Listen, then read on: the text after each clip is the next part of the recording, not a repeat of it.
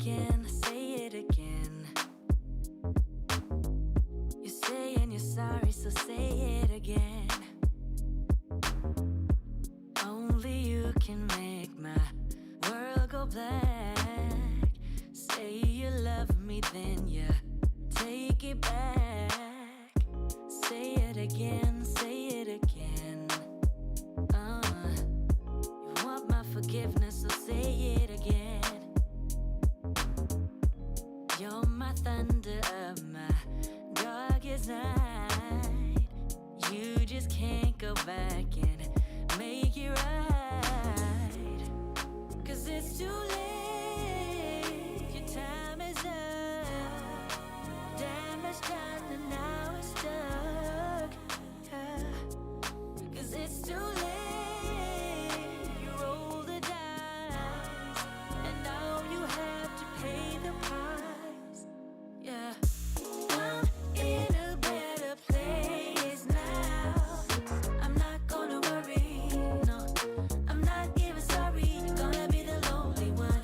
I'm in a better place now. I'm not gonna worry, no, I'm not even sorry. You're gonna be the lonely one. Say it again, say it again. You say it, you feel bad, so say it again.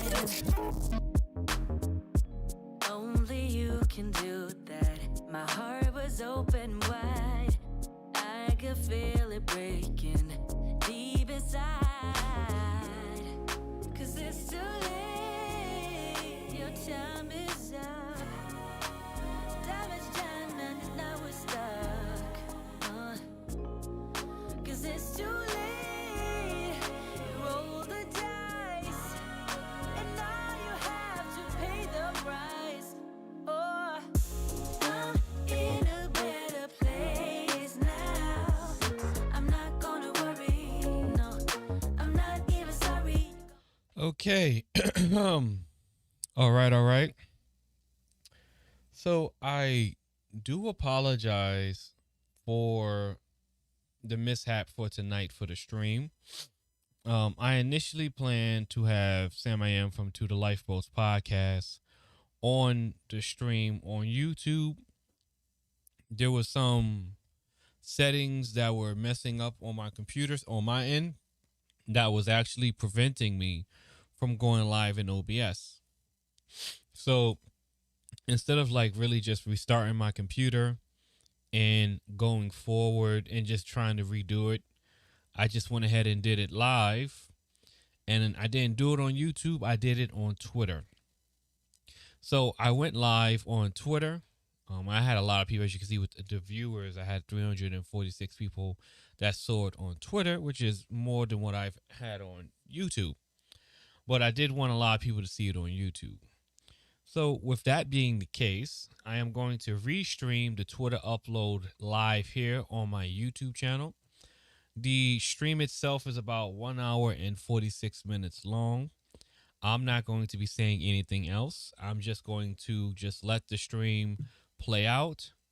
And because I haven't been able to download the stream, I can't download the stream. So I'm just going to let the stream play out. And once the stream with Sam is done, I'll end this stream and I will leave this up as the actual stream with me and Sam I Am. So there will be no music playing because I'm already playing music in the conversation with To the Lifeboats. Without further ado, this is the stream. Pro streamer chat with To the Lifeboats, the Twitter re-upload. I apologize for, not going live on the YouTube. Has some very serious technical difficulties, but I fixed it now, which is why I'm live now. And I remember for the future not to do what I was doing with the computer so I don't have these issues going forward. So without further ado, you guys enjoy the stream. And once this stream is over, I will go ahead and just end this stream. No talking, no outro. And I'll just leave it up there for the people to watch and as the content on my channel. All right, guys. Catch you guys on the next one. Thanks, and I hope you enjoy. It was a great conversation. Till next time. We're live on Twitter. So let me just go ahead and tell the people on YouTube that we're live on Twitter. Okay. And let me just check Twitter to make sure it's on Twitter. Come here to Twitter. Okay. Yeah, so we're live on Twitter. Um and we're good to go. I closed my OBS because I don't know what's going on with the OBS. So I'm gonna Okay. come over here and come to the camera. And we're just going to use the OBS virtual cam for now until I figure that out. Let me just get that ready. Come over here to the live scene and just uh, yeah, that's crazy. I don't know what just happened. Anyway, It it looks like happens. it was live. Yeah, it was something like it was going live and then it just would just shut off. So start virtual camera, come here, camera, OBS. No, it's Virtual. live on Twitter, I think. Yeah. Yeah, it's live on Twitter. Yeah, we're good on Twitter. Okay, We're live on Twitter. there you are. We already got our viewers coming in, so we're live on Twitter. What's going on, Sam? Oh, To the not much. Lifeboats, to the Lifeboats podcast, live on Twitter. This is the first live stream I'm actually fully doing on Twitter. So because we were having some technical difficulties on the OBS end, but it is what it I, is. I know those well. I've had those Oh many my! times in the middle of my show. That nothing makes me more angry than having technical issues in the middle of a show. But you know what it is? Sometimes it's like you do the stream, you have like 5 streams before the stream, and then when you get to the stream, it's not working, and then you're sitting there like I was using this 24 hours ago. Yeah. Nothing changed from 24 till now, but the stream is not streaming. So Yep. I've had it all happen over the years, as it well as is, OBS upgraded, and now all my scene files are gone. It's like, oh, wait a minute, yeah. that takes So hours to rebuild. What are you doing? yeah. So it is what it is. Let me see something. Do you hear that music? Yes. Okay. Is it too loud? Mm-mm. Okay, cool. So we got the music playing. We just gonna rock out on StreamYard back like we did in the old days on the channel until I figure out what's going on with the OBS. Sam, I appreciate you for joining me on Twitter. This is gonna be my first stream on Twitter, so I appreciate you for being part of that. So No Sam, problem. let's get into it. To the Lifeboats podcast. I want to see if I can play a clip. Now let me see something. We can share. Let me see. Okay.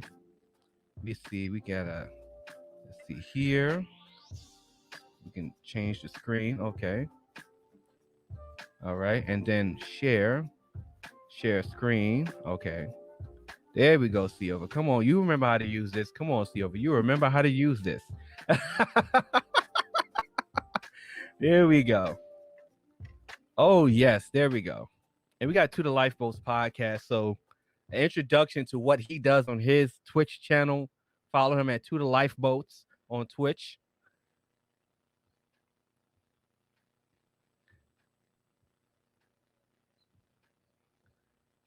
This is To the Lifeboats giving hell like he normally does on Twitch.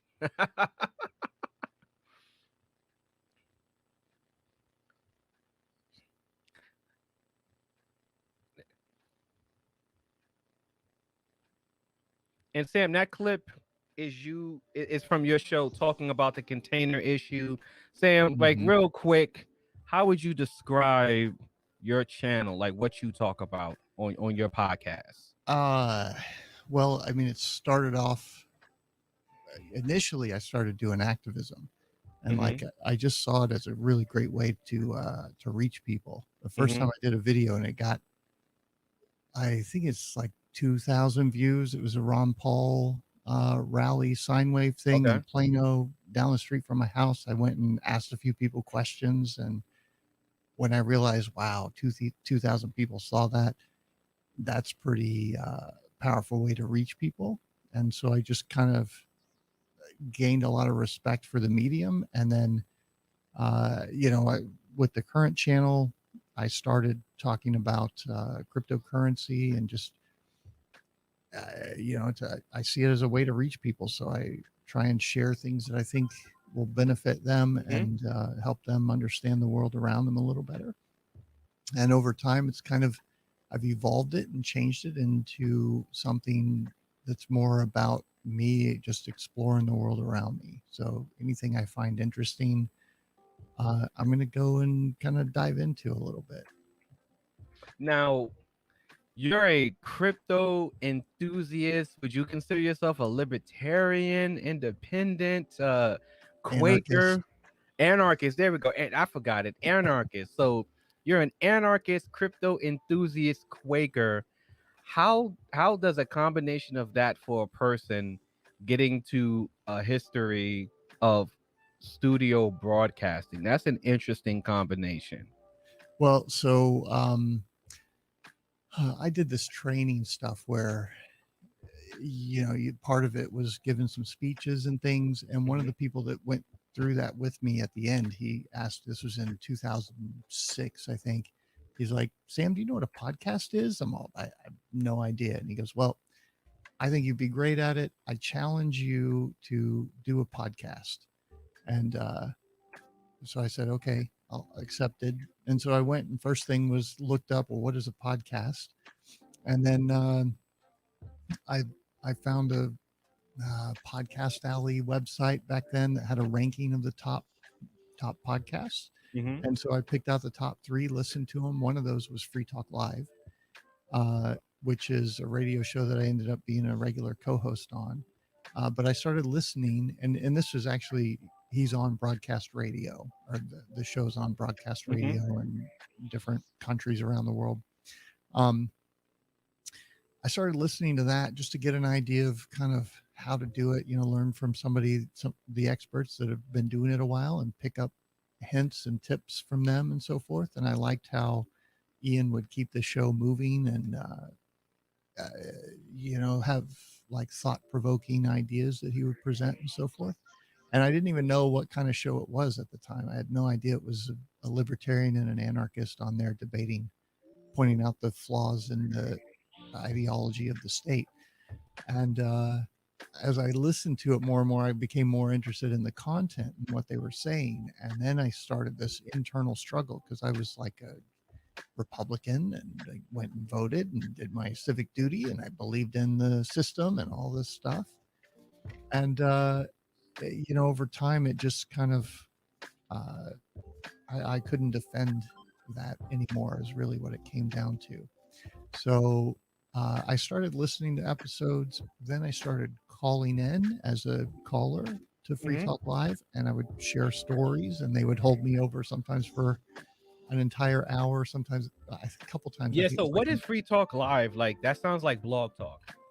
it's a 100% pro liberty talk radio show where people can call in and bring up anything they want. So your callers are actually dictating the subject that you talk about. Oh So wow.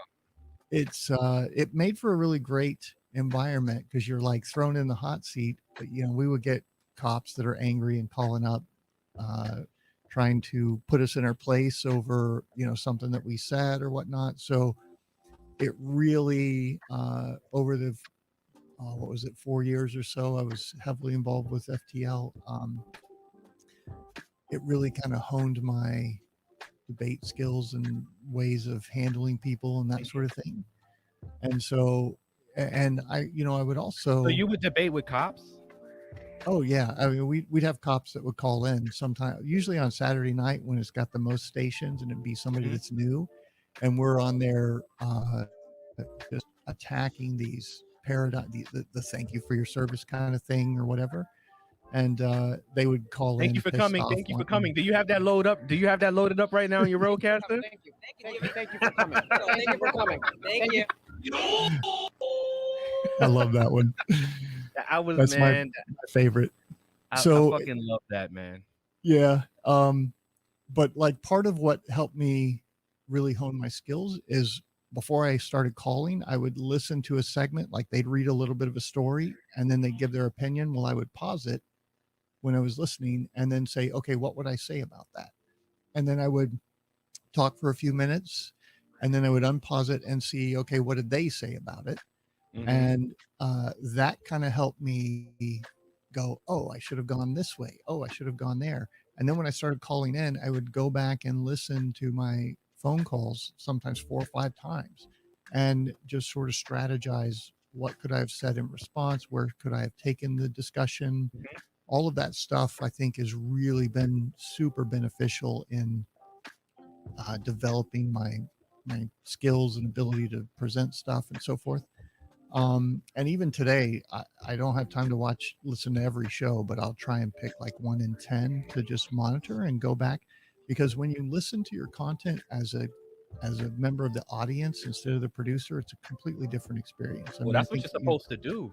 You're supposed yeah, to watch what you've done and see where you made a mistake and see if you can make things sound better. See if you can, even if like with what you do, a lot of stuff you present arguments. So you see if you could have presented an argument in a different way or something that you've missed.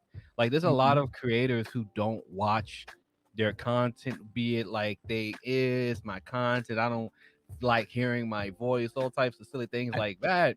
yeah. That's you. That's you. No, You don't yeah, like- I don't like listening to myself. I'm like, oh, this guy again. But it's so important to do if you're creating content, to go back, because it's a different perspective that's very different from when you're behind the microphone talking. You're not perceiving it in the same way, even though you're the one saying the stuff. And there's times where I'm like, oh god, that was shit. And then there's times where I'm like, oh damn, that guy's badass. He does, where it's like I'm really firing on all cylinders. And that's another thing, is like there's some shows I end them and it's like, that show really sucked, and it's mediocre. It's not terrible usually, but there's some shows where I'm not feeling it and it doesn't work and I'm not happy at the end. And so it's important, I think, to listen to some of those too. So, and also I love watching my shows. It might just be me, it might just be my ego, but I love watching my shows. I think my shows are dope. So I sit down sometimes if there's nothing, and the funny thing is sometimes if there's nothing else to watch, I'll just watch one of my streams. I'm watch a little bit about stream. That's there why you it's so go. important for me.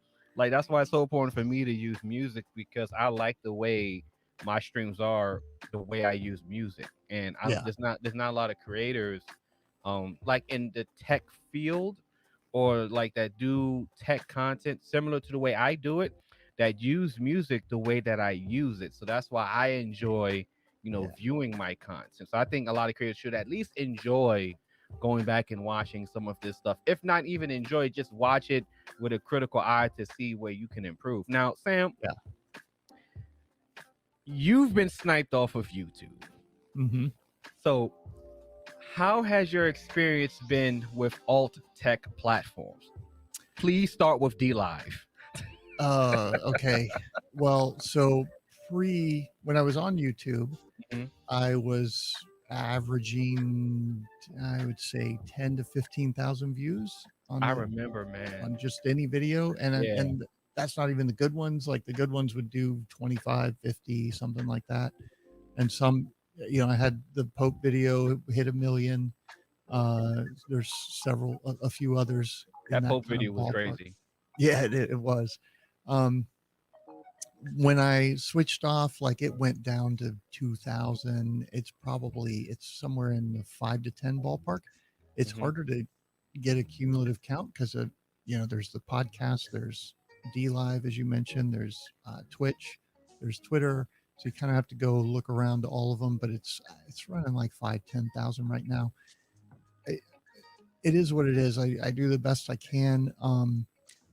DLive, I'm just not a huge fan of, because they only keep content for 2 days and then it's gone.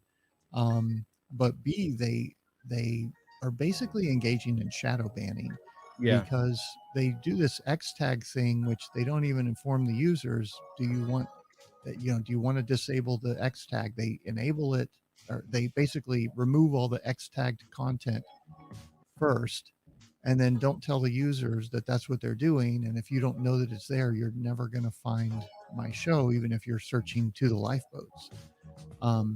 So it's a form of shadow banning, and this is supposedly a crypto friendly company that's engaging in the same kind of shitty practices as some of the Big tech tech. That's giants big are out tech. there. And it's really, I get what they're doing. They want to curate the experience for their users, but you do that with a good user interface that segments your and like they have a shitty user interface, and I think that's part of the problem. I didn't really like. I mean, I didn't really like the user interface when I saw it. Mm-hmm. I didn't think it was that good.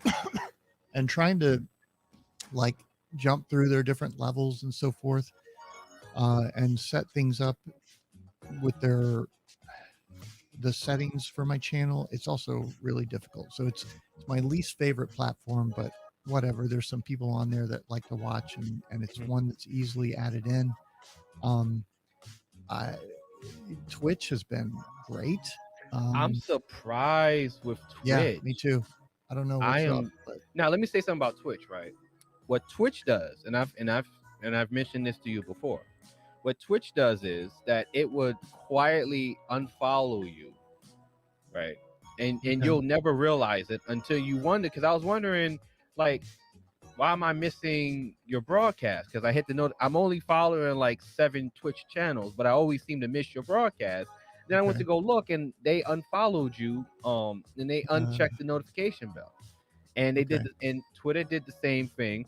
And lo and behold, Twitter did the same thing to he used to go by Sparrow, but he's like 1984 now, something like Yeah, that. I know what you're talking about. I was wondering the same thing. I was like, how come I haven't seen his tweets in a while? Then I go Mm-hmm. look at his Twitter profile, and I'm unfollowed from him. Now I'm like, I didn't unfollow him, but Yeah. that's what they do. So what they'll I really do. typically get like 100 follows a day. Has kind of been, it's sometimes it's 75, sometimes it's 150. If some big account retweets something, I've gotten 1,000 new followers in a day. But like for the last month, it's just been stepped on, and I mean it's like 20, 25 a day because they've put some kind of shadow ban. So like I see it. It's clear as day. They're all doing that, and I'll see people on Twitter that are like refollowing me that have followed me for a long time, and I don't think that I pissed them off. Where they're like, "I'm unfollowing you." It's Mhm. just Twitter did it for them. Wow. Like when you find that, when you see that happen, it's like, man. You got So to recognize you're on the enemy's platform, right? but that's why it's so good, like you say, to diverse. I mean, everyone who has a brain says that. Like, diversify your platform. Not even just Mhm. for like YouTube, different alternative tech platforms as a whole, because of what happens. Like, even if that excludes, Twitch, YouTube, Twitter, Rumble, just find somewhere to put your content, and where you can have a presence that can't be silenced. And again, I'll say again, I am completely surprised with Twitch. I thought they would have got you up out of there too, but you're Yeah. still there. So I was like, whoa. So I went through when I was doing the bombing runs, I went through and got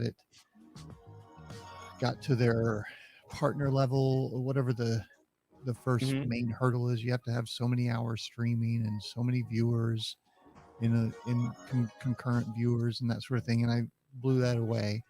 Now I'm kind of knocking on the door of their partner program. I don't know if I want to do that. Yeah, I would say that's probably a bad idea. So I may find out. But like I've been an Amazon customer since 2011. I've I enabled the ads, which I've never been a fan of, but I think that maybe plays into it because they send me a check or deposit money, 200 to I think this month it was $270 Amazon, from no, Twitch Twitch. does. Okay, Mhm. okay. Because they're running those ads and they're sharing the revenue. Man, like I remembered when I first started seeing ads on your Twitch channel too. Like, I Hmm. get hit with like a couple 15 seconds. I was like, oh snap, Yeah, they I'm showing not ads crazy now? about it, but the reason that I did it was because when you get to that level, they retain your content for longer, and like they got to pay the bills too, right? So it was kind of like, yuck, I don't really want to do that. Like they're sending me emails saying they'll double the payments if I'll enable one ad every hour, which would be like 2 or 3 in some of my shows. Look, man, we got a deal And for I'm like, you. no, I mean, it's just very tempting. Probably give me $500-$600 one month to buy shit for the studio, which would be nice, but I don't know. I'm just I'm happy to have a place there. I know that people have complained about the show because it was somebody in Germany. Uh, they didn't like the content and tried to censor it. And they complained to Twitch. Twitch, because of the regulations over there, had to notify me of the complaint, and they took no action. And that happened like 3 or 4 times. So they've been alerted to it, and they're like, nope, this is fine. I can't understand how I'm still on Twitter at this That's point, and crazy. I can't I'm understand how I'm like, still on Twitch. I mean, we're talking about Twitch that banned the word simp. So, listen, the world's an interesting place, right? Yeah, So I do my thing, and I hope that there's people out there that recognize what I'm doing and why I'm people doing do, it. and I want people to recognize, like, there's people that watch you and they think, okay, you're a conspiracy, you're a weirdo, you don't know what you're talking about. But when I watched you and I started noticing some of the things you have yourself, is, oh, he got a nice setup. So can we get the studio cam ready? Because I want you to Sure. walk me through some of the things that you have set up. Okay. So we're gonna bring the studio cam in now. So the studio cam is in the scene. So this was like the first thing that I bought. It's a little stream deck, and it's Yeah. actually sitting on some blocks of wood here that I just Mhm. made. And I put some little bumpers on the bottom. And the reason I did that was so I wouldn't have to turn my head down. I could just move my eyes down to see the button, which is kind of important to not break that contact with the audience. Yeah. I loved it. I think my This audience is got used to me just, just wearing shades. So they're okay. Like, everyone that watches me knows I have like a collection of just eyewear that I just rotate. So they're okay with that. But I feel you. That's 100% correct. Gotcha. And this is the one that I use for switching scenes. So like Mhm.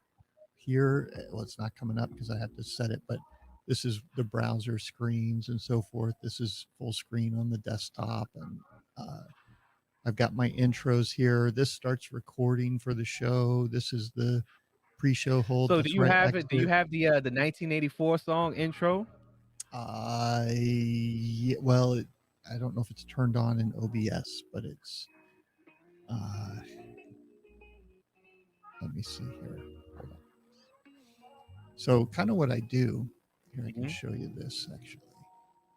When the show's going, is I will, and you're going to see a lot of infinity windows, but I come in here, Mhm. pre-show like that, and then you won't be able to see it, and then I go, yeah, sorry, and then I just click on pick the song that I want to play, and kick it off, and then I come back here when that starts, and I'll start recording and hit this button, and that plays the little intro like Okay. that, Mhm. which is actually you're the first one to see that. I just changed that Friday. Nice. We That was got an my exclusive. Saturday night.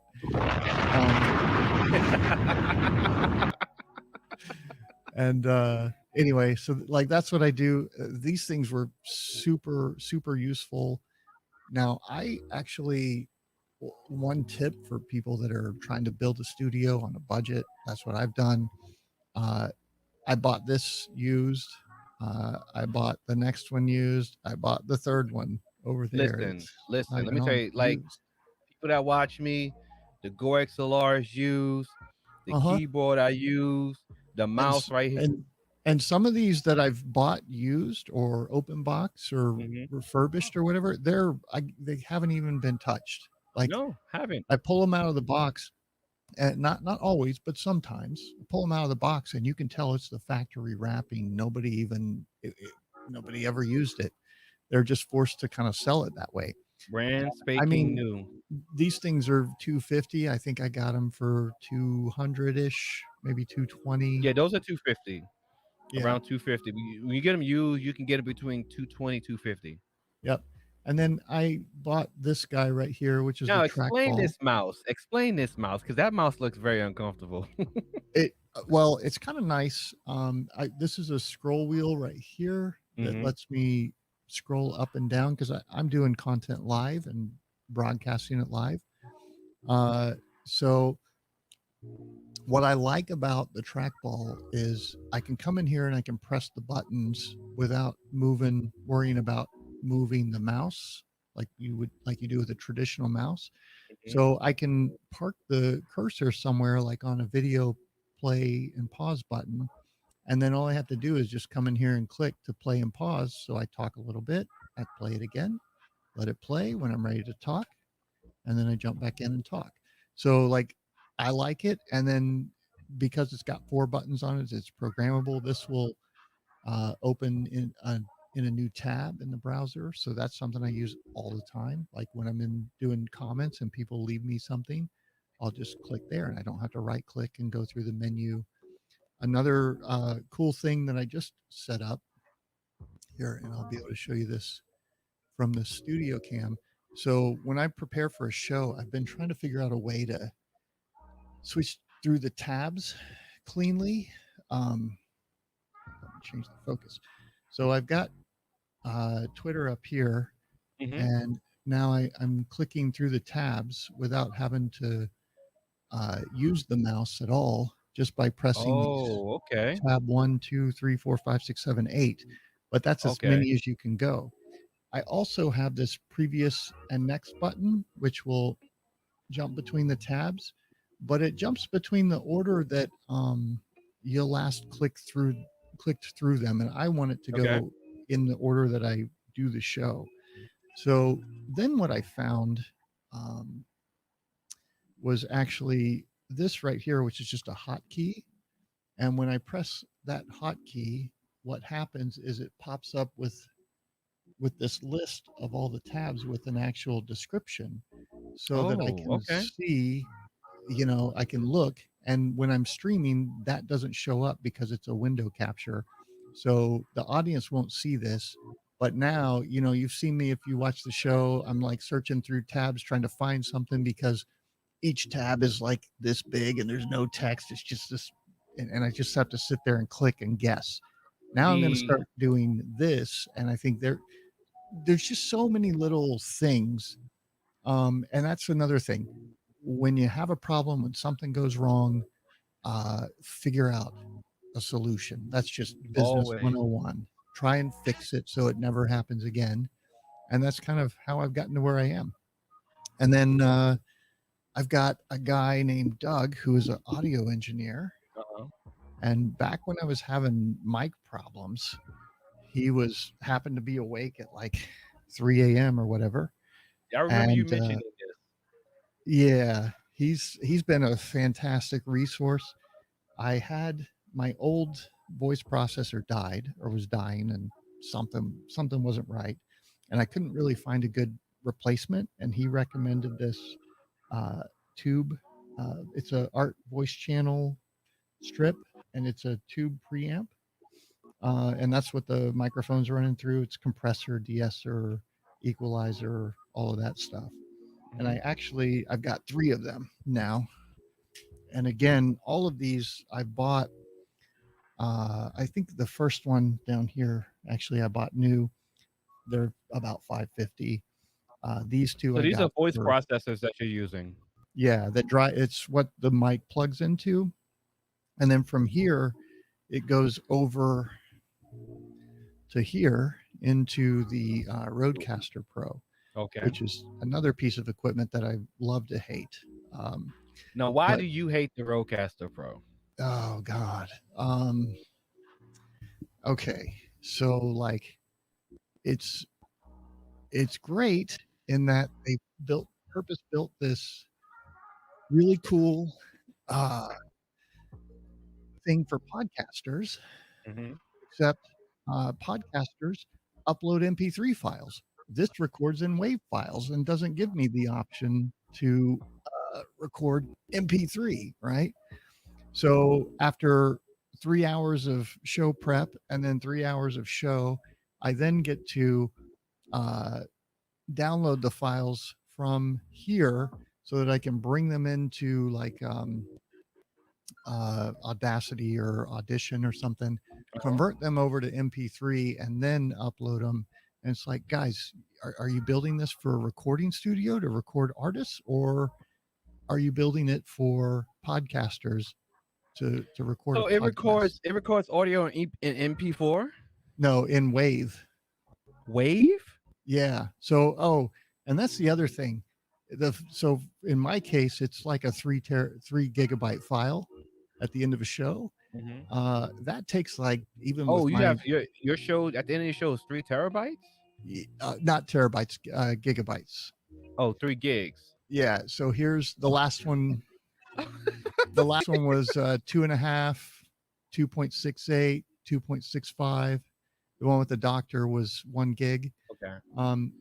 That takes, like, even with my super fast disc, 10 minutes or so to pull off.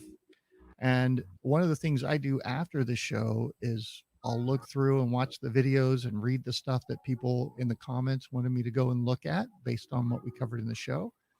Well, when you switch this into what they call podcast mode, Okay. it turns the mixer off.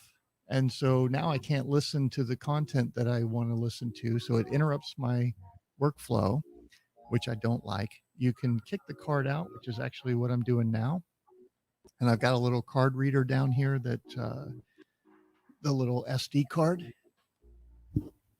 plugs into on the computer right there. Of course, this is the second SD card. The first one, it burned up and it's being replaced. So I bought another one. It was a 400 gig card. Let me see. What else don't I like about it? They made some compromises with the IO on the back, and there's certainly some things they could add to it. But what I love about it is I'm actually using every single aspect of this. So it's got this Bluetooth connection, and this is why Doug recommended it. I told him what I wanted to do and where I wanted to take the show, which is kind of something I want to be flexible where I can put out different types of content. But at the same time, I want to have in-studio guests at some point, which means I move and all kinds of stuff. But I want to get there. And so he recommended this one. And I wanted to be able to bring in people on my phone. I told him that. So that's why he told me about this. This Bluetooth is connecting to my phone. So when I go live, I do Twitter Spaces. And I launch that on my phone. It comes in here, and I've got a slider for my phone. Okay. Now, what most people do then is, like for this with StreamYard, they will use the USB. This is all the computer audio. If I'm playing a video or something, that's the slider right there. That stuff used to all be in OBS, and then you'd have to go into their software to change it. It's really changed my workflow and changed the show a little bit to now have these physical sliders. And if I'm basically listening to the show as I talk. So that's why, like, when I used to have my have your monitor set up. Yeah, I have a couple studio monitors. So there's one right there. Let's check out these speakers right here. Let's see what the speakers. There's the little subwoofer down there. Okay. It's on those ISO things because I'm in an apartment. So those were $120. And it's on a sheet of foam. Oh, let's check out that keyboard. When you're done with the speakers, let's take a look at that keyboard you got there. And the other monitor's back there. And this is actually a pen tablet that I'm going to use, but I can't right now because my graphics card can barely run the 2 4K monitors, much less a third. So it screws with recording, but eventually I'll get one of the newer graphics cards and go that route. So you're gonna go in the one of the cargo ships and get it? Maybe. We'll see. Let me think what else.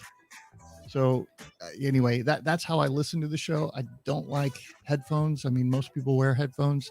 I try and do it. That's what I've been always wanting to ask you. Why don't you wear headphones? I just don't like my hair, man. It mess with the hair. You can't. Okay, the hair you got it. One of the cool things that I just figured out. Oh yeah, we didn't go back. So like dealing with the echo. These two channels have what's called mix minus, which Yes. means when the audio is sent back to you, it's not sending your voice. And you are actually on this one, which is the smartphone connector. And it actually has one of, let me see, I'll show you on the studio cam here. One of these type of connectors where there's four, four, you've got your microphone, your left speaker, right speaker, and then ground. Yeah. So that's what's back here. And what I did is got one of these cables and then a splitter, and I ran that into my sound card.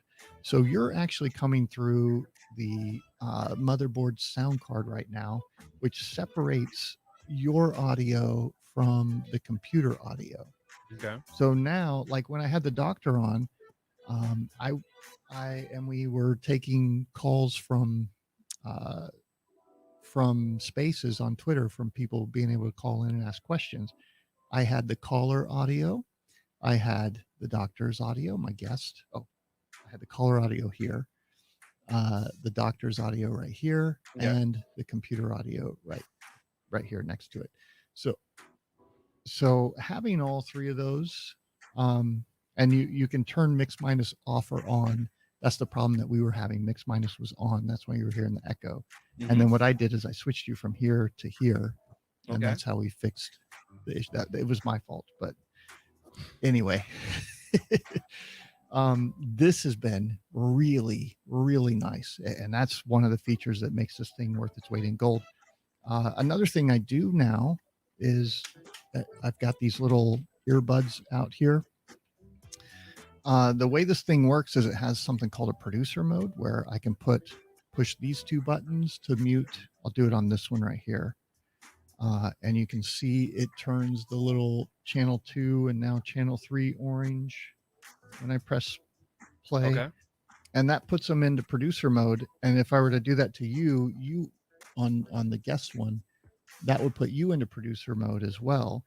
And so that only works on channel 1 or this front little headphones jack. So now, like when I have the doctor on or a guest on and I'm playing audio, getting ready for the show, I can put them into producer mode. I can chat with them. I put one of these earbuds in my ear.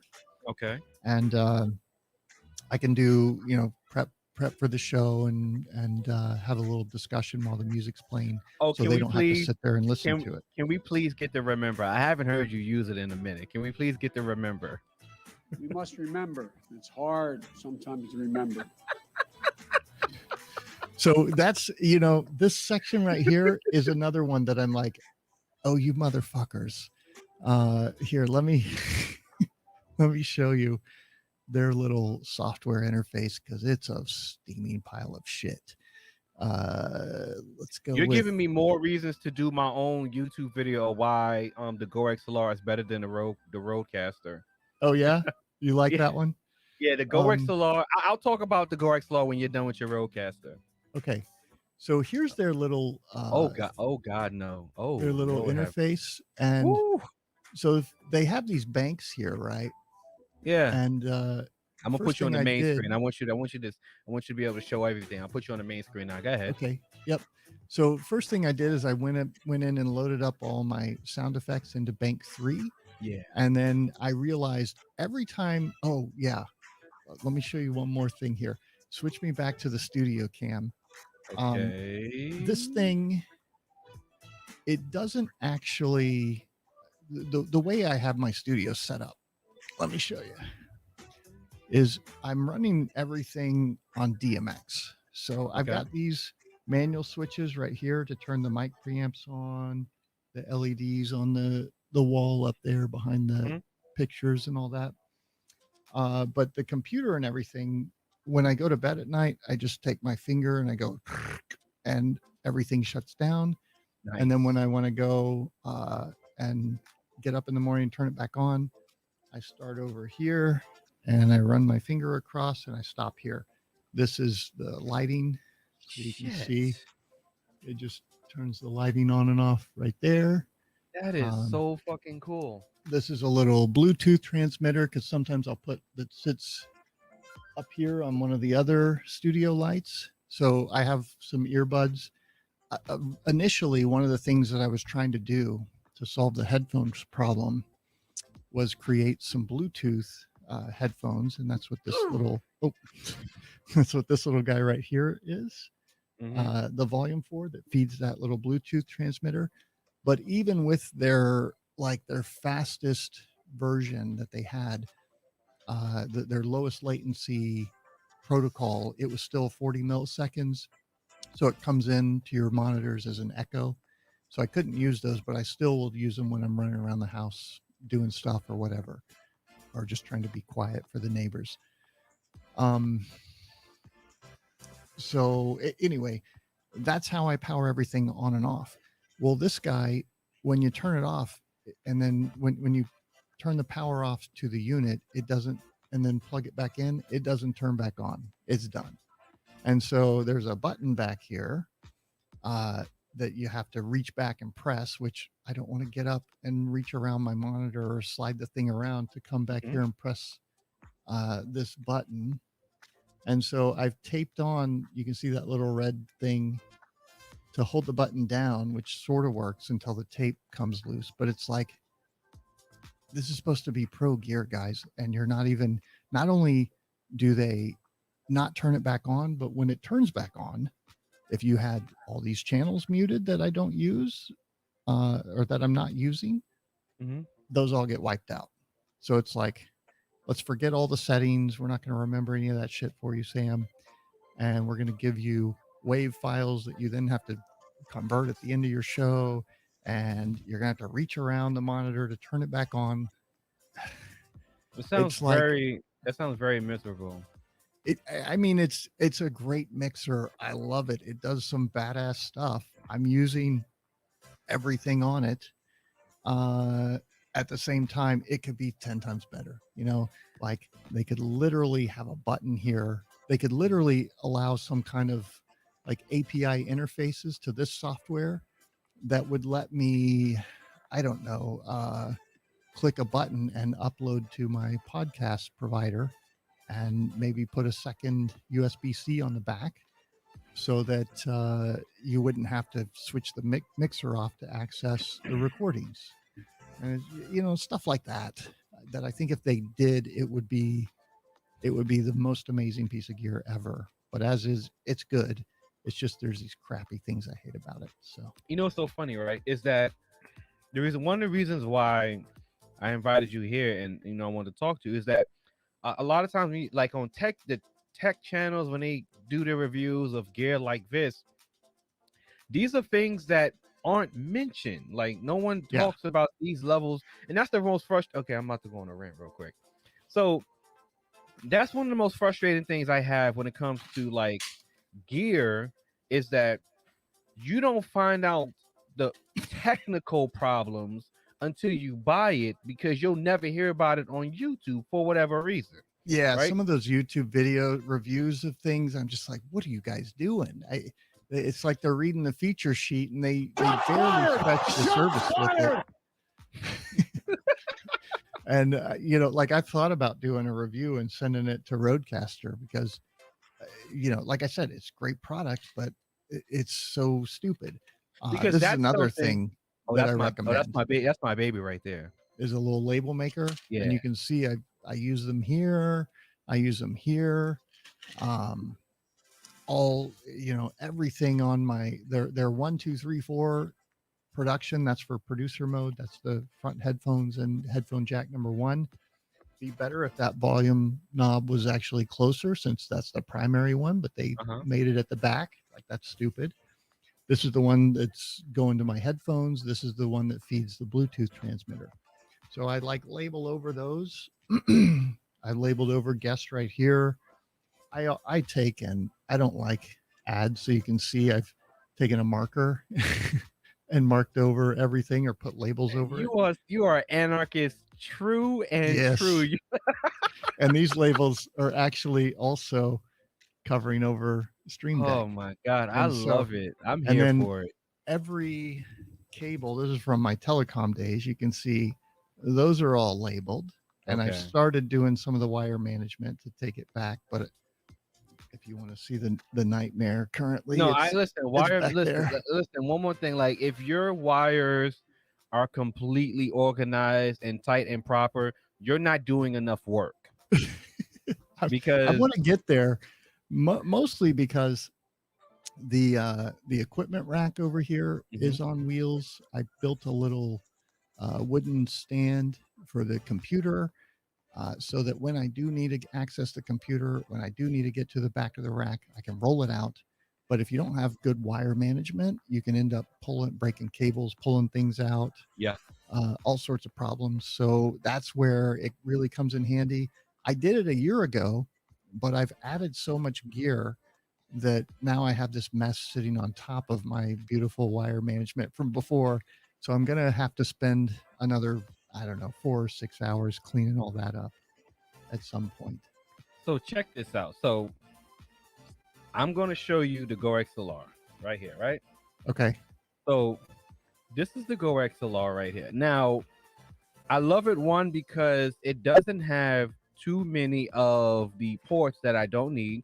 Has one XLR, has one line in, line out, one 3.5 millimeter jack. That's all I need. Like I tell people, like, if you're buying a Rodecaster, you need to make sure you're using all of those things that it's giving you. Because if you're Mhm. not using all of that stuff, you wasted all of your money. And the one thing a lot of tech reviews and tech YouTubers and they talk about, they always tell people to buy this without telling people that you're paying a lot of money for things that you don't need. Now, Mhm.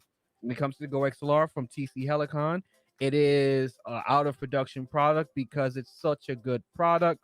It costs so much money to make. It's hard to reproduce. That's why they're not remaking it. But Yep. but you can still get it. And for a solo content creator, podcaster, streamer, if you want something that's equivalent to the Rodecaster Pro, but giving you a little bit more without giving you too much, I'm gonna say go with the Go XLR, right? Especially when Okay. you showed me that software. That software gave me a little bit of anxiety. I don't have anxiety, but that software gave me anxiety because that's if I thought the Oh, Go XLR software was bad. I didn't even tell you the rest of that. So I get all my sound effects loaded up in here, and then I'm like, and then I realize every time I turn it off and on, it's going to go back to bank 1 instead of bank 3 because Oh it hell doesn't no. remember everything. Oh So then I'm hell like, no. oh crap. Well, I just need to move bank 3 to bank 1. No, you can't do that. I loaded all these up for nothing, and I just had to go back to bank 1 and load them all again. And I actually overwrote some of them. That's why when I hit the bell button on the Stream Deck uh, over here, it actually plays scary music of some kind. I don't know if you could hear that or not. Yeah, I hear it sometimes when you do it. So, but over here, it's the right one because I fixed it and I'm using these buttons a little more. Um, there's no button. Like, it'd be nice if they made this one that would advance the bank. I mean, they did it here through the touch screen, but like I'm my own technical director. So that's Yeah. another thing is that's really forced me to make this as simple and as easy to use as like an idiot proof because I'm a complete idiot. So I've tried to like design things, and that's why I've really centered around these stream decks because they're so amazing. Like here, whenever I get the voice effects working, you've got menus that you can jump through. Mhm. I don't have to do labels like this kind of crap over here, or I might start using two banks one day and I'll have two labels on each button or something like that. You don't have to do that with a Stream Deck. I make my own icons. Uh, they it works really well. Now, have I'm you ever really heard of happy the with it. Ansem Mini Pro? Have you ever heard of that? The Ansem Mini Pro? I think so. Is it another button pusher kind of Yeah, thing? it's like a whole giant button console pusher thingy. The I would I There's alternatives out there. Um, the reason I use the Stream Decks and that I like them so much is because the software backend is incredible, and there's so many plugins and Okay. integrations that it does very, very well that I couldn't do, I think, with some of the others. Oh, and that's one more thing. So there's my trackball. But on the other hand, I have Yeah, I've seen you a use that mouse too. as well. So that way I can, I'll use Damn this got one his with my feet right kicked hand, all the way up in the stream, bro. Hey, use this one with my relaxing. left hand. So and that comes in handy being able to switch. Wait, are you ambidextrous? I am, yeah. Okay. I'm more right-handed dominant, but I can eat with my left hand. I don't write typically with my left hand, but everything else.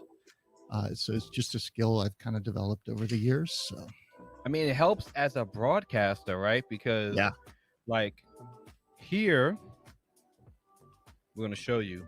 So here, and yeah, my cables are crazy too.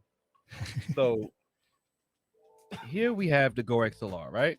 Mhm. So I have all my sounds loaded into the software on the sound bank, right? Mhm. So we have 4, 8, 12 sounds, right?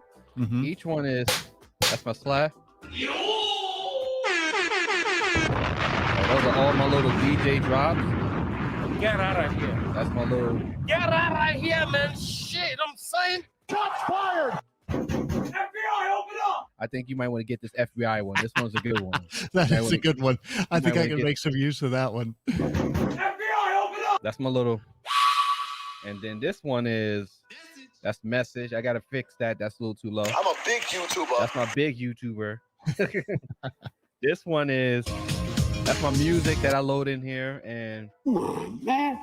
What are we talking about? Come on, man. now that's the compilation. So that plays all throughout. So that's like a 10-minute come on, man. So that hits okay, people. Okay. So then, right, on the go, coming back to the Go XLR, we have my sound bank, my voice changer, right? So the voice changer is all, you set it up in the software and then you just select it. So you have 6 different voices with Okay. alterations to megaphone, robot, hard tune, and then you select everything with FX. So usually I hit it here and we start the show like this. Okay. Yes. And then you can change the the software to make it echo harder. And then I forget what this. Yes. Oh, yes. You must get your dad to come back to society. I've been using this or trying to get this voice mod working, which is this little button right here. The voice And mod then that- software. What's that? You use the voice mod software. Yeah. So that's what I got set up here. Those are all Yeah. different voices. Mm-hmm. These 2 buttons here turn it on and off. But I'm still getting the echo problems. So like if I did that one, I guess, and then turned it on, I think it's going to start to echo, or you're just not going to hear it because it's, I don't know. I gotta sort it out. I'm happy I got it to where I can take callers and guests and have audio, have independent volumes for them. So talking about independent volumes, right? So when we come here, this is my fader. So the software has it set up to where this is. Let me see if I can show you. Okay, it's not coming through on the camera. If you can see, I that have little music. Yeah. So this is Mike. Oh, okay. That's Mike. It's, motorized Okay. faders. Yeah, all motorized faders. So this is the music. This kills the music. This is system. This is where you were supposed to be heard on OBS, but And then this controls my samples. I always leave the samples max because they're samples, right? Yep. So we're done with that. So I'm gonna drop this studio. I'm gonna leave my studio cam up too, and I'm gonna share my screen. Now I'm using an ultra wide monitor, right? So I'm just gonna put this big bitch up here. Okay. So for whatever reason, Twitter did its whatever. So hopefully it's live or whatever. But it's still live on my end, so I don't know why it's doing that. But anyway, so we're just gonna minimize that, and we're just gonna put the software. And this is a wallpaper, a video wallpaper called Steam Engine, and it makes all these different animated wallpapers. And a lot of my audience loves these wallpapers. Yeah. So this is the Go XLR software, right? And from you showing me the Rodecaster Pro software, I wish YouTubers would show the Rodecaster Pro software because that software is horrible, right? It's terrible. Yeah, and that's the one thing about these reviewers, like they don't mention the It's like, software. did any of them integrate this into their process and try and use it for one show? No, they like plug it in and it sounds good to me. Okay. Check. Because a lot of times they just get the product in for review and they're sponsored for affiliate links. Because if you like, I'm gonna go on a rant. All I'm saying is I've watched countless reviews and I have never in my life seen anyone show that actual software before. Yeah. I swear if someone showed me that software, I would not even consider, like if I've done countless broadcasts talking about the Rodecaster Pro, I would never recommend the Rodecaster Pro unless I get you to agree to using that terrible software. Because I swear to God, I thought the Grex Law software was bad. Look at so okay. I swear I thought the software was terrible over here. And I look at the Rodecaster Pro, like, damn, that software's horrible. So let's take a look at the Grex Law software, right? Oh. So you can load up all your profiles here. And if I were to switch these profiles, they'll switch everything, how you hear and everything. So I have my main streaming setup, my single PC gaming, your sleep profile, my StreamYard and voice apps, and I have my dual PC setup because you can use this for dual PC gaming, right? So you set up your profiles here. You come to samples. There's a folder on your computer where you can add the samples to the folder and it'll populate here. And all you have to do is you come here, you make this as big as you want. There we go. Yep. And there are actual apps, there are actual mixer apps that don't allow you to make the screen bigger. So there's also that. So then you can just take the sample, you come to sampler here, and you just add the sample, you drag it and drop it, and you play it there. And then you can play it, and then you're good with your samples. And then you can come here to your mixer, and then this is how I have everything set up, right? Now, this looks complicated, but once you realize what everything is, this is my mic. Yep. Test, louder. Bring the mic down. Okay, this is chat for my chat. Okay, that's the music. Bring the music down. You come over here to your levels. Test. This is how I hear my mic in my ear. I bring this all the way down to 50. This is how I hear everything in my headphones, right? So I leave everything at like 75. And again, it has a bleep button. Yeah, the Rodecaster will do that, and Yeah. you can set up one of these buttons to do trash talk as well, to where you can talk, your audience can hear, but your guests can't, which could be fun. I haven't put that button on here yet, but I might. That's pretty funny. So when you come back to the software, right? So then you come to your mic, and you can set up your mic all in the software. Now Rodecaster does this too. And what I do when I'm on OBS, this is the base level I do for the mic to make the mic sound good. And then everything else is done on the OBS side, right? Yeah. So you can come here and I can change my mic to condenser, dynamic, and I have the Ashton Stealth. So it can actually switch from condenser to dynamic and be used in different ways to get different sounds. So when I'm streaming now, I'm using dynamic. Before I used to use condenser, right? Yeah. And we come here and you can assign all the lighting, and this is all the colorful, streamer stuff. This is, if you don't want to care about this, you don't need to be bothered with this. But then we have the effect tab, right? So remember when I told you I can make the echo harder? It's all good. I hit it, with my hand. There we go. So remember when I said I can make the echo harder, so I can change it to like hockey arena. I can make it that's the reverb. The big part is the echo. Let me see what we got. Where's the echo? The echo's right here, right? So I'm gonna leave hockey arena. That's the reverb. Then I'm gonna change the echo to quarter. Just bring it all the way up. Make it narrow, right? And I leave everything else. So now when I turn the echo on, it's different. And that's how you do it. Now, all of this is done in the software. Yeah. Well, and let me show you what Rodecaster's done. It's actually pretty good. So they have here your audio settings, and I mean, you can put it in multi-track recording and record with a DAW. That's something Doug and I are looking at doing now. But like for the Bluetooth channel over here, you can come in and no, wait, I'm in the wrong spot. channels is where I want to be. You can adjust the levels right here. So most of mine, because I've got these voice processors or whatever Mhm. feeding out really a strong signal, they're all at 0. But you can set your levels there, and then they have presets that will make it so, like when I'm on spaces, I will switch this to phone call because it'll apply all the effects and so forth. But if I want to do like mic 2, oh, you guys can't see that, and audio processing right here, I've got all of those same things.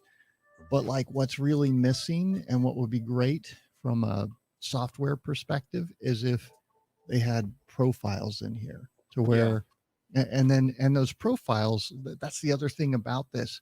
I have to physically hit this record button. And if I forget to do that, the show audio doesn't get recorded by the mixer.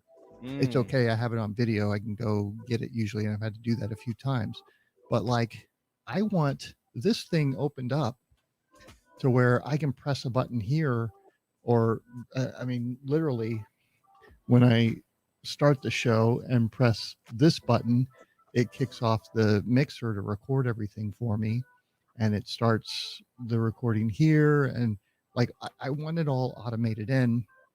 I don't want another button to press Mhm. and process to jump through, which is kind of what they've unfortunately set up. So,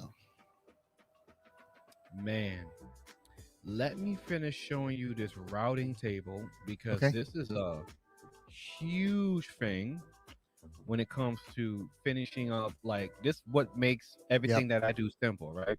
So Yeah. as you can see now, you see why I have mic. So this is my mic. I can hear my mic in my headphones. My mic Yep. is coming through line out. I don't need line out. And this is the chat mic, right? So this is how I have it set up in OBS, where you select your audio source, right? That's Now, as nice. you can, Yeah. you hear the music. The music is being routed through my headphones. It's being routed through Broadcast Stream Mix, which is the main audio source that gets heard in OBS.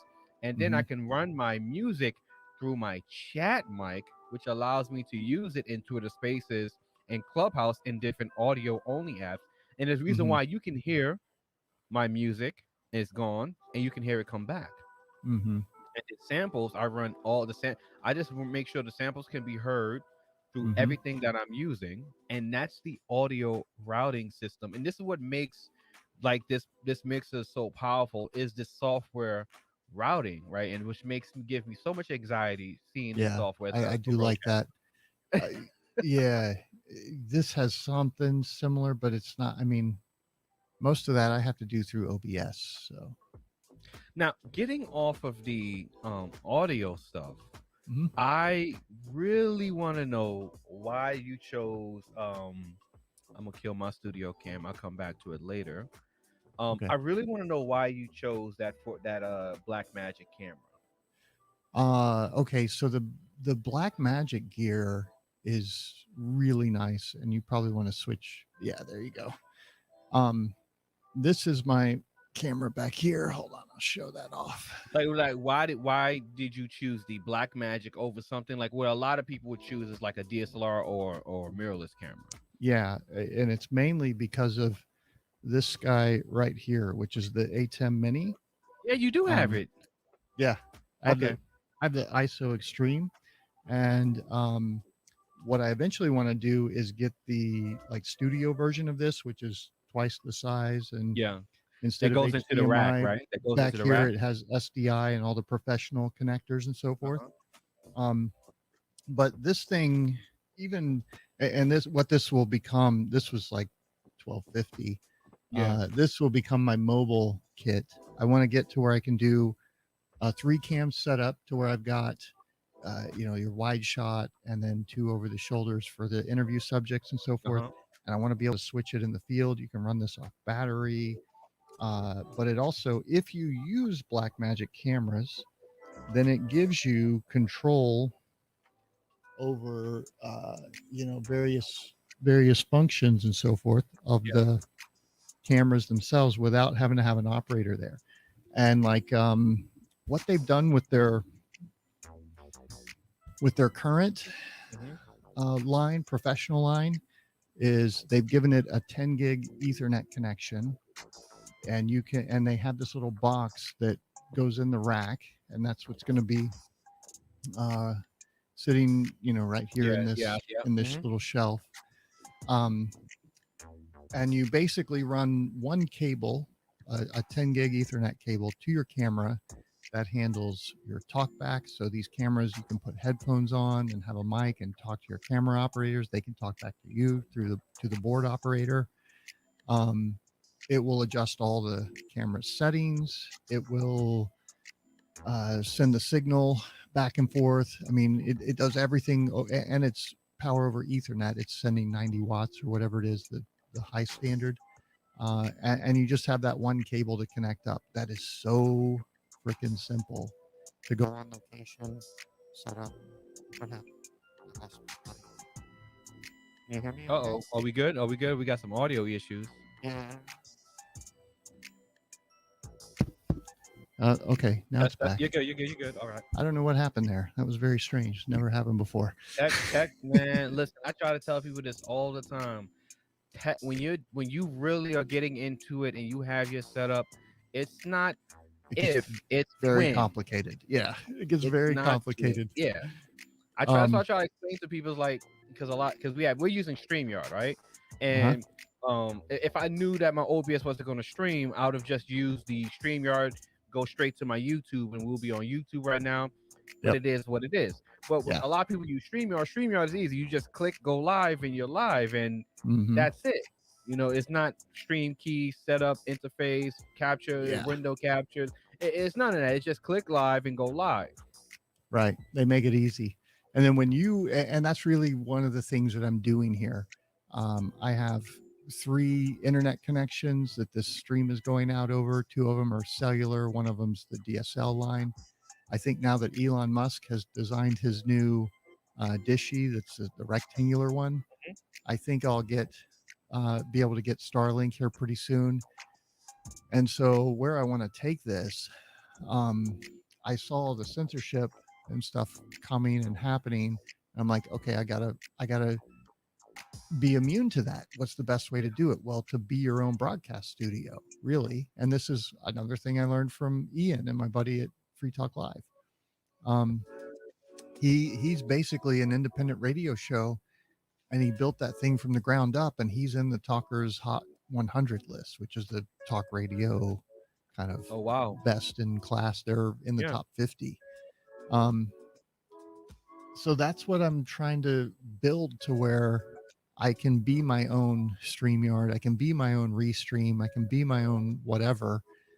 It brings whole new challenges and so forth that I'm trying to sort out and so forth. So you don't end up like not Gap. What is the company, the red logo company that started up and then Amazon kind of got rid of them for quite some time? Redbox or No. Sure. They had a red logo. It was the company where everyone got kicked off of Twitter and they ran oh my god, I almost knocked over my drink. And they ran to this company. Oh my god. See, that's the funny thing, right? We don't remember because they had so many issues with Amazon and getting sniped off of Amazon's web servers that we don't remember the name now. I can't remember the name. Like, I know who you're talking about. Yeah. One of the social media companies. Yeah, the red social. Okay. They had a red logo. They had everyone go to the platform, and then Amazon said, "Okay, no, we don't want you guys on our servers no more," and they were kind of asked out. Yeah, exactly. And what I want to be able to do is have, especially going into what I think is coming, have flexibility and options. The more options, the more flexibility, the more likely I'll be able to stream. And I want to be able to kind of be my own Restream, to where I might still keep using Restream, but like Restream doesn't offer Theta, which is a network I'd love to get on, but I got to run something on my computer. And so that's where having Doug, our audio engineer, help me out and advise me on this stuff. These are like complex problems to tackle, right? Because I've got to have a show feed. Eventually, the stream. Hold on, let me jump up. So eventually, this guy has a Ethernet port right there. That's the yellow cable. Yeah. And it has its own streaming engine built into it. And if we turn on the little program monitor here. When that boots up, you'll be able to see. Oh, there we go. When this thing boots up, you'll be able to see it's got its own little boxes down here in the bottom. So you can see my levels. Those are coming from the mixer. So Yeah. This was another thing I had to set up is this XLR distribution. So this is also made by Art Voice Channel, the same people that make these mic processors down here, voice processors. Yeah. So I've got two inputs. This one is the computer. This one is the DeckLink card in this, which is basically a professional interface that will connect the DeckLink card, the computer screens, if I want two of those, so that I can do graphics and an alpha channel for transparency and so forth. But it will connect it into this guy and send audio back and forth as well. The audio out of that computer comes into here. Okay. And then that gets distributed out. This one goes back into the computer. This one goes to the ATEM switcher. Yeah. This one goes to the ATEM switcher on a different connector. This one is actually, there's another reason I use the Blackmagic camera. The show audio is actually coming into those XLR cables right there. And then it goes out this SDI cable here. It goes around back here to a little converter. You can bear that little white light is it right there. Okay. That converts it to HDMI and then it comes in right here. So I've had to basically create that distribution model to make all this work so that in the future, when I'm sending a stream out of here and also from the computer, I've got the show audio out of the mixer being distributed to everything. So, it makes for like a really complicated setup. Man, all them wires and those lights, Lord have mercy. It's a lot.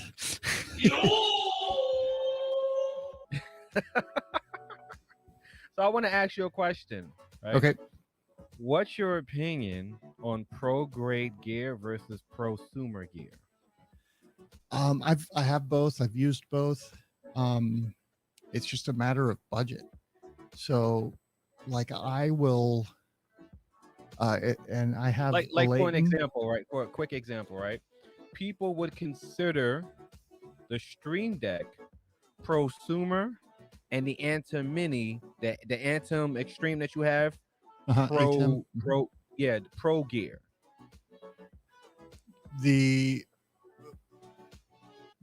I mean, you think those are pro gear? Is that what you're saying? Yeah, like people would consider so. people would consider like the Stream Deck prosumer and the Anthem. I would say it's pro gear. You really consider think the it Stream is. Deck pro gear? Okay. I think so. I mean, it's just so well done. And like, that's another thing. Here, hold on. Okay. So this, let me go. Going to the stream cam, all right? Yeah, this guy right here is a Leighton, and this is my DMX controller right here. Okay. I haven't got it working yet. It will one day. And all of these, eventually, what I'll be able to do with that is set up a little button here. I press the button and it turns on all of my devices, and I don't have to go even press those buttons manually, and the light up here, that's a TV. This is a Leighton as well. It's a TVL 2000. It's got DMX controls on it. I don't know if you can see them. DMX controls on the light. Yeah, so it will eventually, this little guy will be playing programs in it. The lights behind this guy are DMX controlled, and the light behind this painting right here is also DMX controlled. So I will be able to, when I change, when I press a button here and change scene files and go from here into, this one or something, I'll be able to change the lights behind me and have scenes that are Wow. actually, setting a different mood kind of thing. When I start the show, I'll be able to fade these lights up, fade them down, turn them off at the end of the show, Oh man. all kinds of stuff like that. That's like really high end. Normally you'd have a lighting guy doing that, but I can Yeah. program it in. And this is like the whole thing I have to figure out how to do all this stuff simply and eloquently, really, and Man. make it super easy for one person to operate all this while, delivering content at the same time. Damn, you got me looking like a fucking rookie out here, man. I have these $40 lights right here. Okay, hey, I started with something almost exactly like that. I did for a long, and I used it for 2 years. That's the thing. I didn't have all of this crap when I started off. Like I spent $250 and used my 10-year-old computer, which I've since rebuilt, and I I've taken definitely do want to get into your computer build. I want to hear what you got, what you're working with over there. Oh, it's it's a AMD. It's not the 5 series. I think it's the 4 series, and it's the 7. I forget what the nomenclature is. It's got 64 gigs of RAM. It's the Aorus Master motherboard. Okay. At least there's 2 8 terabyte drives that are mirrored that store my long-term content. There's 2 1 terabyte SSDs plugged into the motherboard. I'm probably going to get a 2 terabyte and have 3 of them in there and just fill it out. Eventually I'm going to upgrade the processor and motherboard and then move it over to the ones that are in here now, into a home theater PC. But I regularly, I've opened up Program Manager and I'm using 30 something gigs of memory with all the things that I have open. How much memory you got on your computer? 64. Okay. So I use it. It gets used. And then the graphics card is like an RX 580, which is why I need to upgrade it. Woo! That boy is choking the fuck out that card. Yeah, exactly. Well, and one of the problems I have when I'm screen recording with OBS is it will sit there and be jittery and crap because the graphics card can't keep up with it all. So, and that's why I want to get recording on the ATEM up there.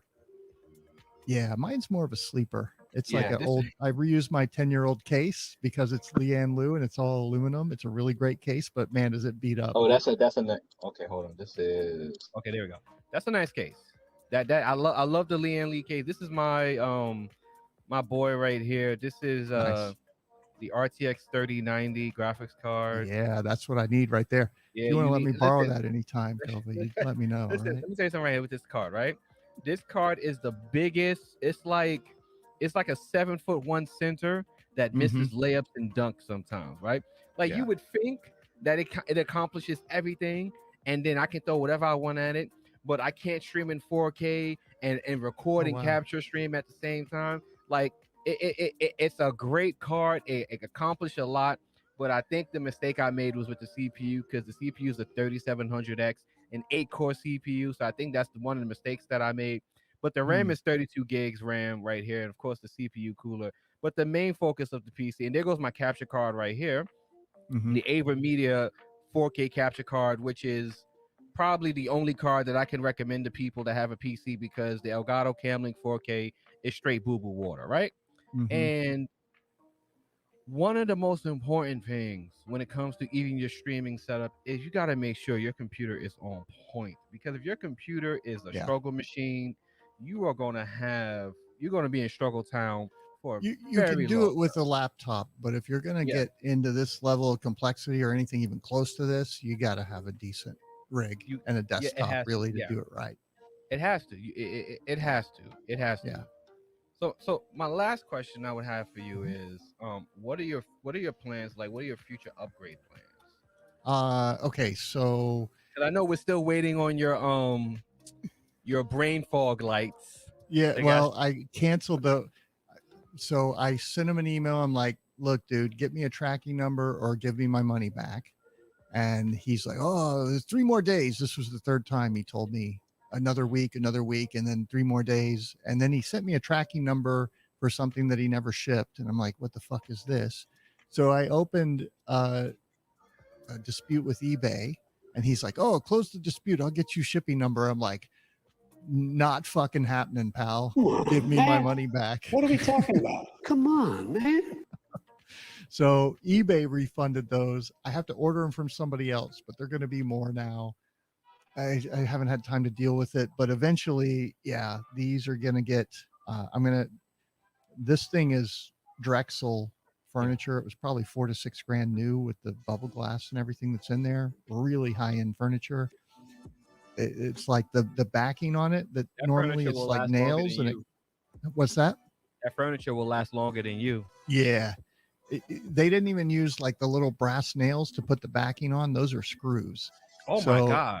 And there's a cover plate. They're little brass screws. Yeah. There's a cover plate on top of the light so you don't see the light cans and the wiring.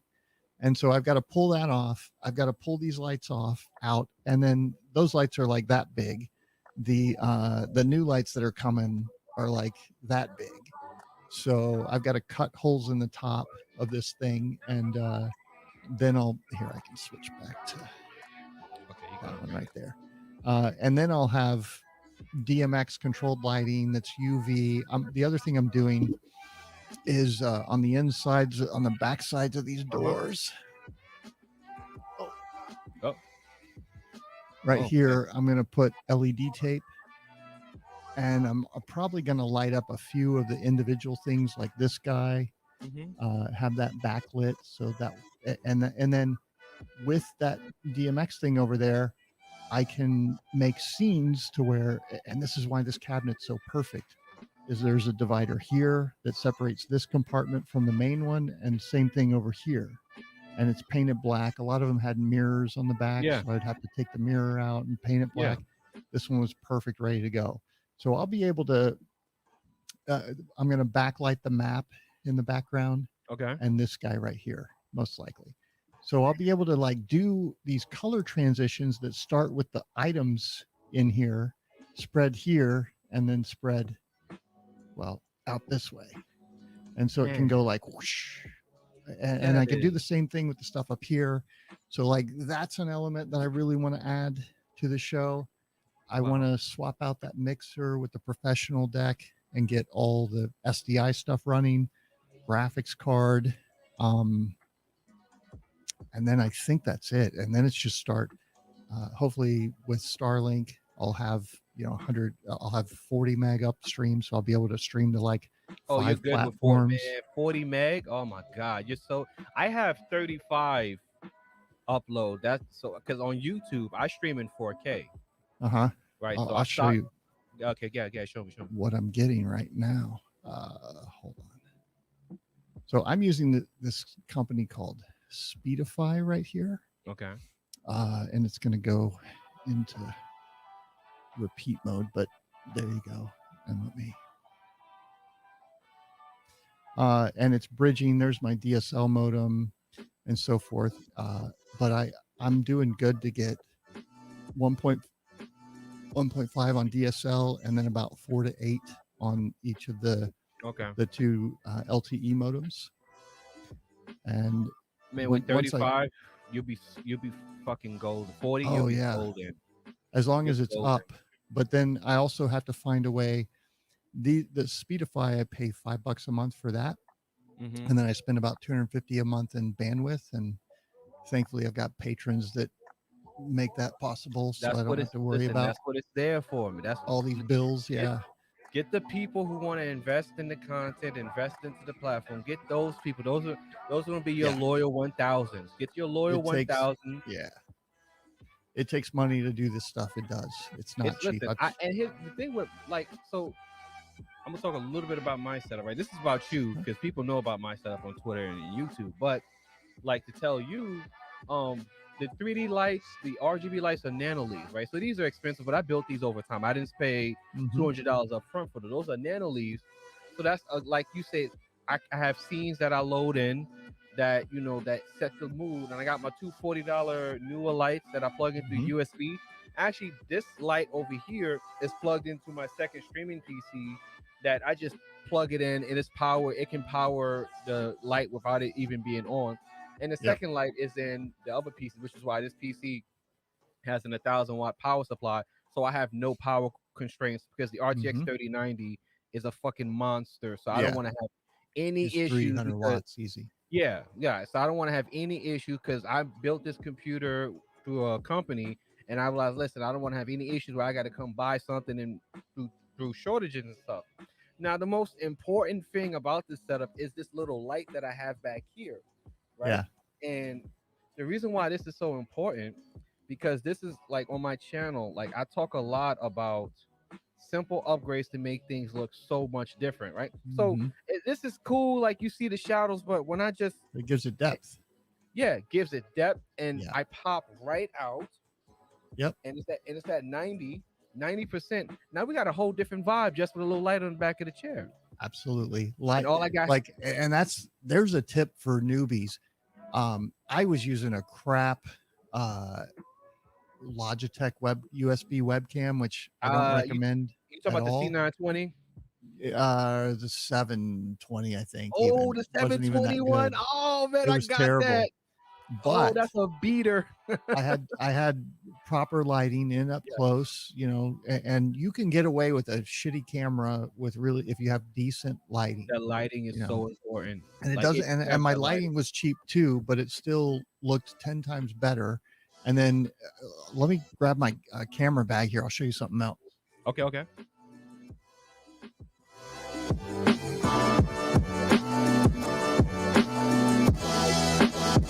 So this is my 360 camera bag. Oh man. And so you can see I've got everything's SD cards here, batteries here, mounting the car charger here. It's got I use these guys right here, which are there go my anxiety. Oh my god, look at them cables, boy. Oh, and then a couple. This is the Ricoh 360 camera. Okay. And this one's the Insta 360 X1. Okay. What I use for lights on those are these little newer. There we go, right there. Yep. Is that what you're using? Hold on. No, I'm using a different version of that. These things are amazing. I bought these when they were that's newer? $24. Now they're like 33. Are those newer lights? Yeah. Yeah, that's a different version. Yeah. But those are awesome. Oh my god, yeah. They're incredible. I use them. I stick one to my 3D camera that spins around to light up the rooms while I'm 3D imaging them. Yeah. This Insta 360 will actually like hook in here, and you can screw it down and have one on each side, so that when I go through and use this as an inspection camera, like when I'm trying to snapshot a job site, it's super helpful. And so I've got I think it's 5 of these lights. Oh man. I've got 2 sets for each camera kit. And I love these compared to what we used to have to use. They're super convenient. They're cheap enough that they're almost disposable. It's really, really nice. Man, that is quite. So it doesn't have to be expensive. Nope. Newer. Expensive at all. I've got a lot of their lights. I'm going to replace them with DMX controlled lights because I want that extra control. I can't get that one's too small. Maybe. Hold on, let me set this down. Okay. I want to switch to DMX controlled lights, but it's going to take a little while. Because those are, like that one was 550. This one was 200, I think, or 150 from Newer. And the 2 over my head are also Newer lights. They're good lights. They're big. I really like them. I got the ones with the V-mount batteries, which I have with some of my professional cameras as well. So I can use them on the road and not have to go with those little consumer grade. So there's an example of pro versus consumer. To me, it's worth having a professional light with professional battery options, because it's just it opens up So a you lot would more say the options. lights that you're using are a better option over the Godox? Yeah, here, let me go grab one. I've got an extra one. Hold on. Okay.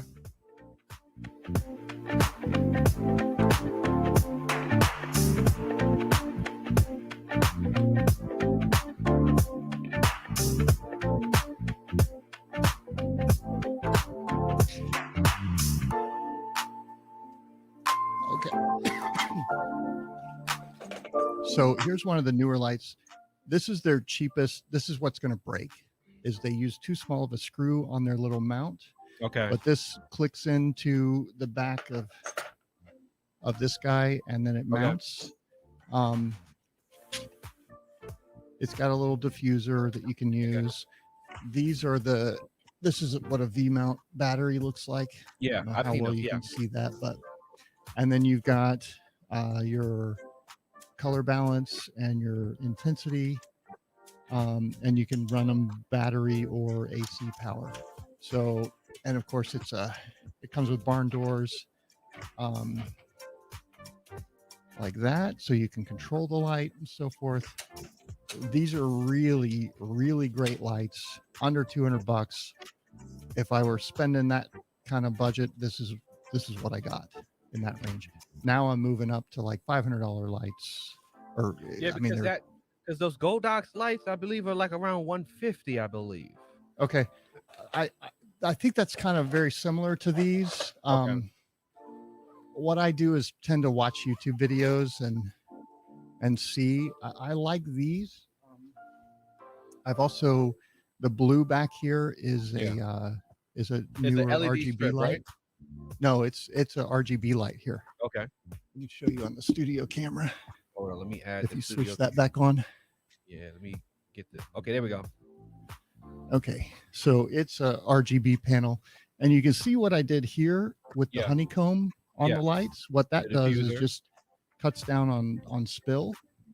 And because I have such a tight space, I put that on that light. I put it on basically every light. So there's my that's lighting up the cabinet back here and putting that little blue hue on there. And then this is my backlight hair light. So Man, setup is fucking wicked, man. 4 years of building it, but yeah, it's getting to be really it's awesome. like it takes. I love it. Some days I just sit with the lights on. No, listen, now my nano leaves, man. Sometimes I just put the lights on because I also have the like, plug-in whatever. where the lights work with music, so it can pick up the sound from the speakers.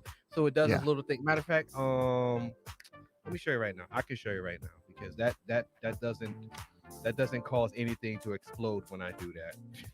Sometimes you want to show people things and then shit just gets all kind of out of whack. Hold on, let me see. Okay, so test. So it's not picking up the light. The light's not picking up because it's not bright enough. Yeah. It's not working the way I want it to work. This is why it is what it is, right? When you want to show people things and it doesn't do it, right? So it is what it is with that. But man, I love your setup, man. I would love it was born out of necessity. Like you can't have a complex show without a really simple interface if you don't have a technical director. And like, I don't want to pay somebody to come over randomly and sit here, and it'd be hard to find somebody that would do that. Number one, that would know what they're doing anyway. And it's not that hard to do once you sort out the issues, but it's a lot of work. It takes, but you know, it takes time.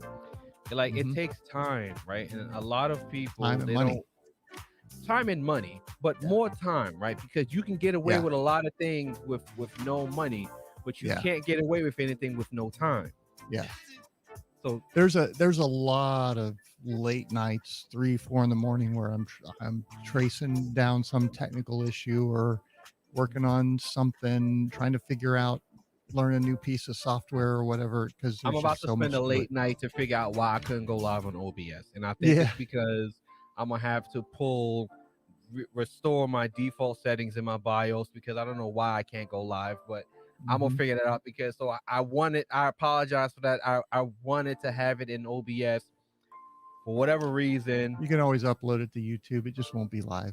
No big. Yeah. I'm gonna just record. I'm gonna download this Twitter video, upload it to YouTube. It is what it is. But Sam, I am one more thing. What type Okay. of mic are you using? Is it a Newman? Is it? It's not. This one, it's an Electro Voice RE20, RE20. which Okay, is this came from my buddy Ian. These are the mics that he uses. Yeah. And it's kind of the broadcast Very- standard Yeah, for they radio use it. stations and so forth. It's got really good low end.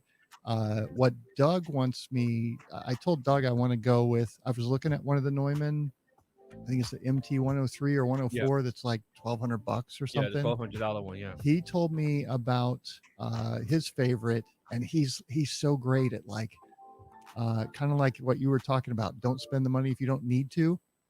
He's like, Sam, you can get that mic. It'll be a great mic for you. But there's this company, Warm Audio, that makes this WA47 mic, which is a replica of the old Neumann 47 that like the Beatles and every major act recorded on. W what? WA47, Warm Audio 47. So it has its own transformer. It has an actual tube in the mic chamber. Now, I've heard they're having problems with those blowing out, but I don't know. But the sound out of it is spectacular. The mic that Joe Rogan uses is actually not that great, and everybody loves it because It's the the Shure SMB, yeah, whatever Listen, it I'm is. not. Listen, we got it. I would love to have you again in the near future because I drag the SM7B all the time because it's see again like we're going into like people like when you actually like listen to the information, consume the information so that you can make a more educated decision, or you're just getting what you see everyone else use because everyone gets the SM7B. And then everybody sounds like shit with SM7B, and it sounds muddy. It's like that's what it sounds like. Instead of like I had the SM7B, I sent it back because I didn't like the way it sounded, and I didn't think it sounded better than my AT2020. Well, the AT2020. Yeah, I'm not a huge fan of it, and I love the sound of the show. Doug actually, that first night once I got these voice processors over here in, we did a little live stream, and I pointed the camera at the dials, and I would sit there and turn it and talk while he listened and told me. We walked through, and he set up the whole thing, and he's like, okay, now take your phone out, take a picture of it. So listen, if you bump it later, you know what to put it back to. But he's responsible. He's responsible for the sound. And he's kind of guided me through shout out to this whole thing and told me he's told me what to buy, and it saved me from making a lot of expensive mistakes. So that there's another tip for you. Find somebody that knows what they're doing, or really take the time to research your gear. There you go. When you follow the technician. Yeah, exactly. So, he's been a real godsend and helped me a lot behind the scenes. Anytime I'm having audio problems or I'm going to make major changes. So like with this XLR distribution, before I even bought it, I ran that by him so that we could kind of game out different scenarios that I might run into down the road and try and avoid those. So yeah, there's just so much that goes into it. Get help, because you can't be an expert at everything. You're doing it all yourself. You can't be a master at everything. That's what I can't, like, I can, most of the time I can have an answer for you, but if you asking me something about coding, I'm not going to act like I know about anything about coding. I can't help you with anything electrician work. But if it's about this equipment stuff and some of the software stuff, I'm the man to talk to. But Sam, I am to the Lifeboats podcast. I appreciate you for accepting my invite, because a lot of people sometimes, like, their ego is like, I don't want to talk to you. I love to talk about this stuff, so I do a little bit on my show. But I would love to have you again on the hopefully on YouTube to talk about it again. Okay. Oh, your sound went out again. Uh-oh. Yep. Oh, yep. Hold on. Okay. Nope. Okay, nope. That's Chipmunk. weird. There we Okay, go. We're now good. it's We're good. back. You know what I think it is? I think when it's something you're holding your mic and it's causing some kind of static or interference when you're holding your mic like that. Okay. Huh. But it is Well, what it is. it's I like the mean, voice processor wasn't picking it up. That was another thing. The last technical issue I had actually was the cable that had to be replaced. listen, So- I had a whole show ruined because I needed a new cable. I went to Yeah. Guitar Center because I'm in New York, so I can just go. I can like this. I have Oh, multiple yeah. options. I went straight to Guitar Center and got a new cable. The What next day. one last thing. So I've got Oh. little cables there, Okay. and all of this over here. I've used those little sticker things. Yeah. You can't see them very well. But Oh, there we go. Whoa, shit. Are those cables in use? no, those are just spares. Oh my god. And they're also like different ways to connect things Yeah. depending on different situations that come up. So like there's another thing to think about is have extra cables because cables break. So Cables short out a Yeah. lot without you knowing. And you can do a Right. show one day and you're like, 24 what the hours fuck is later. wrong? Yes, and your cable is no longer in you know listen, your cable is fucked up and you don't know why your cable is not Mhm. working and it was working the day before. Listen, Mhm. I would love to have you again here. Because I thought All right. after your last show was a little rough one. Your last show was a little rough. The information was a little rough. That was one of your roughest shows to watch. But I do believe, like, talking about tech and stuff like this is a break from the reality of Nice. things. And I would Yeah. love to invite you over here again to have those Okay. conversations again. Sounds good. Let's do it. Sammy M, I appreciate you for joining me. Don't worry about it. I'll drop your stuff down. You don't even got to click that because you're the guest. I'll close the door behind you. You don't even got to touch the doorknob. All right. Sammy man. M, and like most viewers that watch your stream, I got to hit you with the question: when's the Parasite show? Oh man. I think I just need to send Cliff an email and see if he'll do it with me. I And we read can that talk PDF. space aliens, parasites, the whole thing. I read that PDF. I read that whole entire Parasite PDF. It's a weird one. Some of it is it goes down an interesting rabbit hole. I'm not 100% certain it's correct, but it's quite the rabbit hole. That It PDF. is. Yeah. Well, and that's part of what I want to do with it is tie in. Like I talk about Stargate 1, there's so many parallels with what's in that PDF to SG1 and what Linda Moulton Howe and Dr. Stephen Greer have talked about and on and on. So it's like this huge topic that how do I condense it down into just 2 or 3 short hours, which doesn't sound that hard, but it is. So. It's I listen.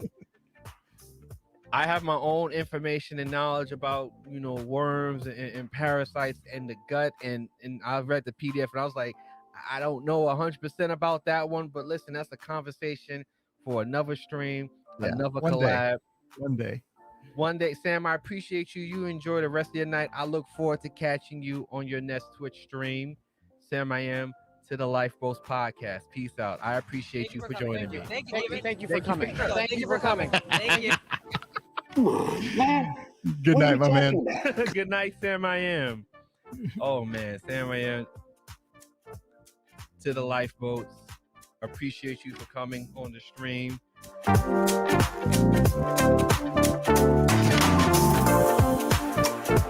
Ladies and gentlemen, on Twitter, this is the first time I've been doing this on Twitter.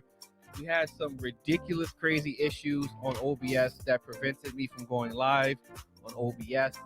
I'll figure that out tonight so that we can actually stream on YouTube going forward. But again, when things happen, you have to be able to fix them on the go. You have to know how to know how to work your equipment, and know how to make the best of any situation. And we did here tonight. Appreciate Sam I Am to the Lifeboats podcast for linking up with your boy, collabing with me, talking about this tech.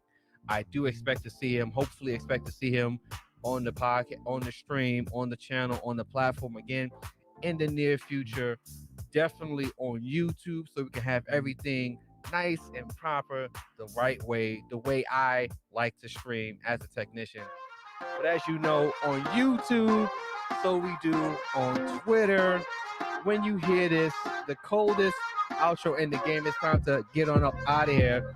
Ladies and gentlemen, oh goodness, a great one. We had Sam I Am to the Lifeboats podcast on Twitter, talking tech, went through all his entire setup, a crazy setup, professional setup, professional man. Yes, indeed. Ladies and gentlemen, I hope people enjoyed this on Twitter. It's been real. It's been nice. But as you know, till next time, thank you. Goodbye. Good night.